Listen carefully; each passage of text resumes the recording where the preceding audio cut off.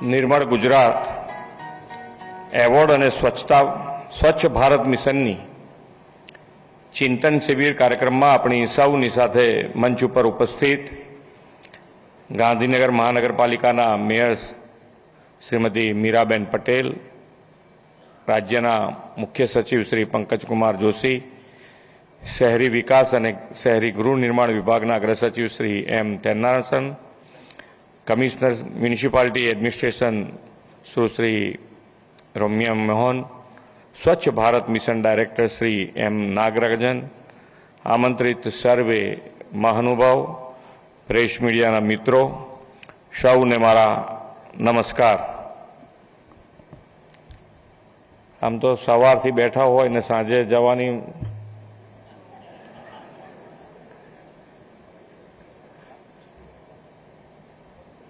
અને પાછો ચૂંટાયેલાને તો કેટલું બેસવું એ પ્રોબ્લેમ. અધિકારીને તો થોડીક ટેવ પડી હોય કે ભાઈ ભલે સામે પછી કેટલું મગજમાં ઉતારવું ના ઉતારવું પછીની વાત છે. દરેક માટે એવું હોય. એમાં હું અહીંયા સામે હોઉં તારે બોલું બરોબર, સામે હું બેઠો હોઉં તો મારે એવું જ હોય ને. પણ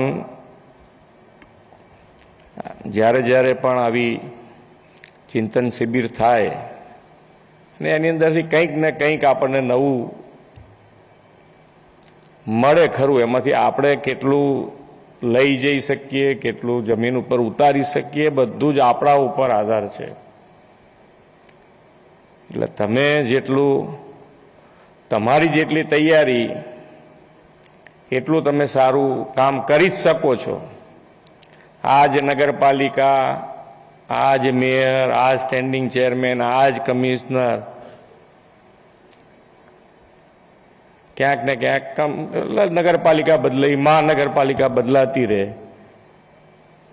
પણ આપણે બધા એના એ છતાંય અત્યાર સુધી આપણે નંબર લાવવો હોય કે તમારે એની મેં પ્રતિયોગિતામાં ભાગ લીધો હોય તો કયા નંબરે ક્યારે આવતા ક્યાંય ધ્યાન ના હોય.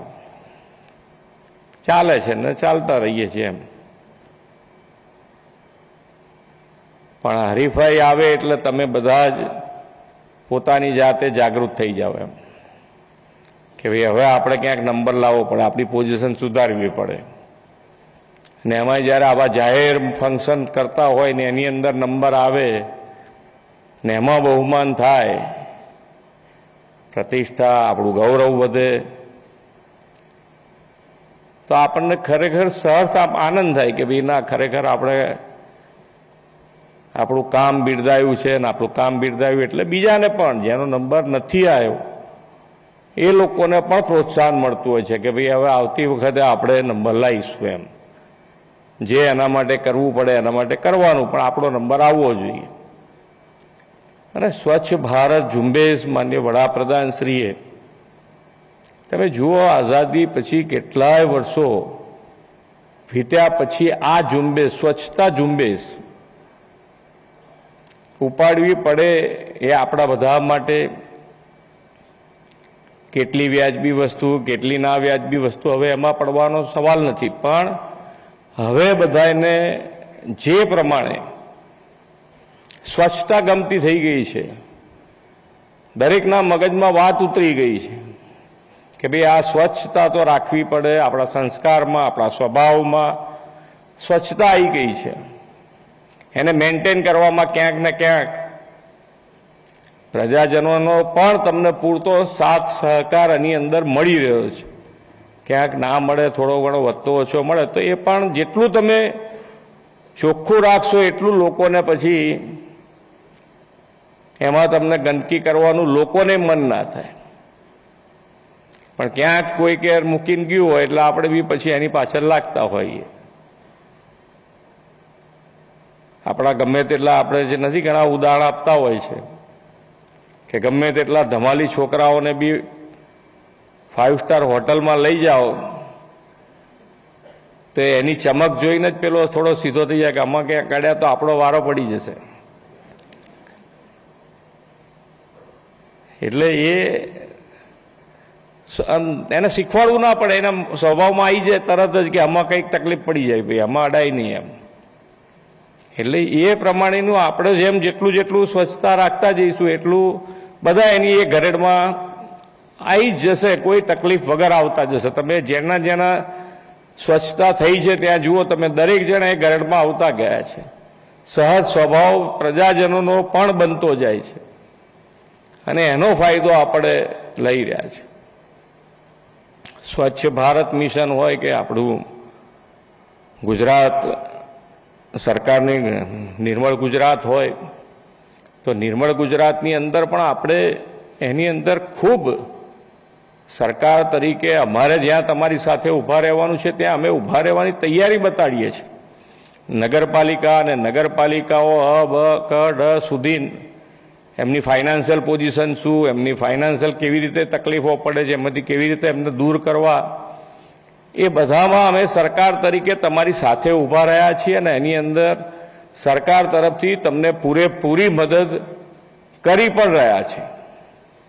હવે તમારે જે કરવાનું છે એ તમારે જ કરવું પડે કે ભાઈ હવે જે સ્વચ્છતા રાખવાની હોય કે જે પણ કામ કરવાના હોય, આપણા ડેવલપમેન્ટના કામ કરવાના હોય, તો એના માટે પણ તમારે સજાગ રહીને જ કામ કરવા પડે. જે પણ કામ કરો તમે એ કામમાં ક્વોલિટી કમ્પ્લીટ પકડીને જ ચાલવાનું છે. દિવાળી પહેલા રોડ રસ્તા તો કમ્પ્લીટ થઈ જવાના છે ને, કે બાકી રહેવાના છે?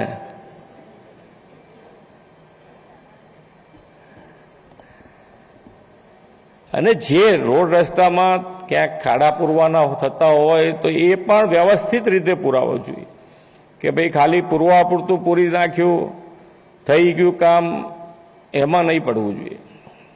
થોડુંક ને થોડુંક સુપરવિઝન પાછળ ને પાછળ રાખતા 3-4 જણ એની પાછળ લાગેલા હોય તો એની મેતે તો એ કામ સુધારા ઉપર આવી જ જવાનું છે. અને અત્યારે આપણે રોડના કામો જે કરી રહ્યા છે, નવા જેટલા કામો કરી રહ્યા છે, બધાની ઉપર ક્વોલિટી ખૂબ સારી આવે એના માટેનો પ્રયત્ન છે ને એ પ્રમાણેનું રિઝલ્ટ પણ તમે બધા અમારા કરતાં વધારે જોતા હશો તો રિઝલ્ટ પણ જોવા મળી રહ્યું છે કે ભાઈ નવા રોડના કામો જે થાય છે એ ખૂબ સારી ક્વોલિટી મેન્ટેન કરીને કરી રહ્યા છે. પણ છતાંય ક્યાંક ભૂલચૂક થતી હોય તો આપણે બધાએ ભેગા મળીને સુધારવી જોઈએ. અને તો જ આમાં જે પ્રમાણે આપણે વિકસિત ભારત તરફ આગળ વધવું છે, તો વિકસિત ભારત માટે કોઈ મોટું એક શહેર આપણે વિકાસ પામી જશે કે એની અંદર બધી ફેસિલિટી ઊભી કરી દઈશું તો નહીં પહોંચે. આપણે છે ગ્રામ્ય સ્તર સુધી નાનામાં નાનો માણસ, છેવાડાનો માણસ, એને પણ મુખ્ય પ્રવાહમાં લાવવા માટે હર હંમેશ માન્ય વડાપ્રધાનશ્રીએ પ્રયત્ન કર્યા છે. ને અત્યારે તમે જુઓ તો છેક ગામ સુધી, ગ્રામ્ય સ્તર સુધી ખૂબ સારી જાગૃતતા સાથે લોકો આની અંદર જોડાયા પણ છે. જેટલા અભિયાન માન્ય વડાપ્રધાનશ્રીએ શરૂ કર્યા તો એ જન આંદોલન પકડીને આગળ વધ્યા છે.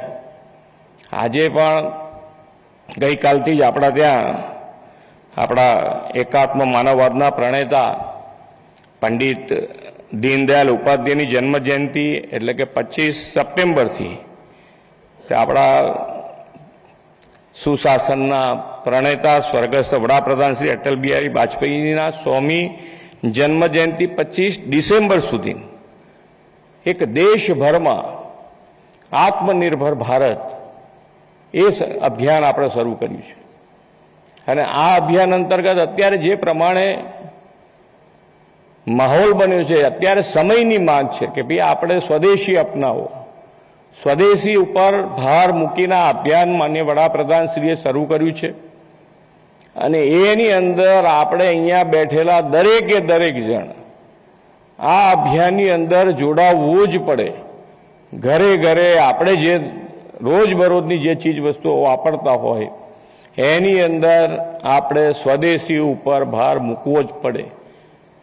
તો જ આ અભિયાન અને આ અભિયાન થકી જે પ્રમાણે કોઈ પણ દેશ આપણી સામે આંખ ઊંચી કરવાની જો કોઈ હિંમત કરે તો જો આપણે આત્મનિર્ભર હોઈએ તો આપણે કોઈ દેશથી આજે માન્ય વડાપ્રધાનશ્રીએ અમેરિકા સામે નહીં ઝૂકવું અને એ સ્ટેન્ડ લીધું ક્યારે તો કે ભાઈ આપણા બધા ઉપર એમને પૂરો ભરોસો છે કે પૂરેપૂરા 140 કરોડ દેશવાસીઓ એમના ઉપર વિશ્વાસ છે કે માન્ય નરેન્દ્રભાઈ કંઈ તકલીફ નહીં પડવા દે અને એ આજે અમેરિકા સાથે આપણે બ્યાત ભીડી શકીએ છીએ અને ત્યારે જ શક્ય બને કે જ્યારે આપણે બધા જ જે પ્રમાણેની સમયની માંગ છે અને એ આપણે સ્વદેશી આત્મનિર્ભર અને આત્મનિર્ભરતા એ તો બધાના જીવન માટે ખૂબ સારી વસ્તુ છે.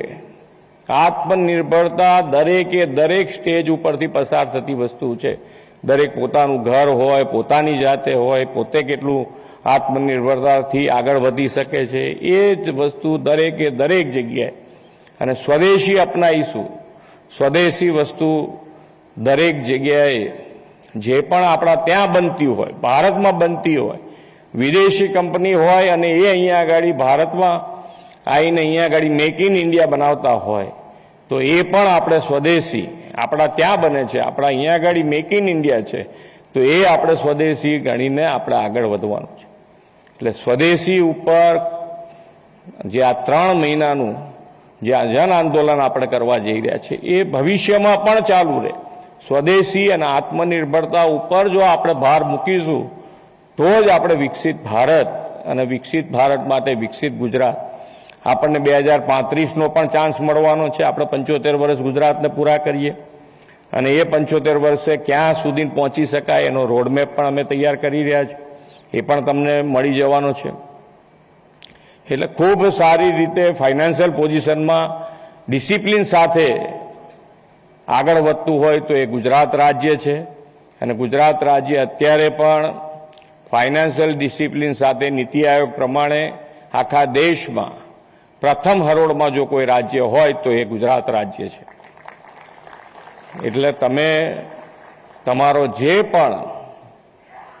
પણ કામ કરો તમે આ વખતે તો શહેરી વિકાસ વર્ષ તરીકે આપણે લીધું છે અને શહેરી વિકાસ અંતર્ગત પણ તમને ખૂબ સારું ભંડોળ તમારા સુધી પહોંચ્યું છે. એનો ખૂબ સારો ઉપયોગ કરી અને પ્રજાજનો માટે ખૂબ સારી ફેસિલિટી ઇન્ફ્રાસ્ટ્રક્ચરથી માંડીને રોજબરોજની વસ્તુમાં ખૂબ સારું એમનું કામ કરીએ આપણે અને આપણે સૌ સાથે મળી અને આગળ વધીએ.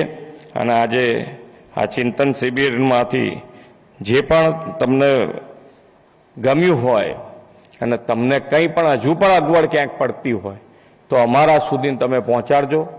અમે એની અંદર સોલ્યુશન લાવીને તમને તમારી સાથે રહીને કામ કરીશું.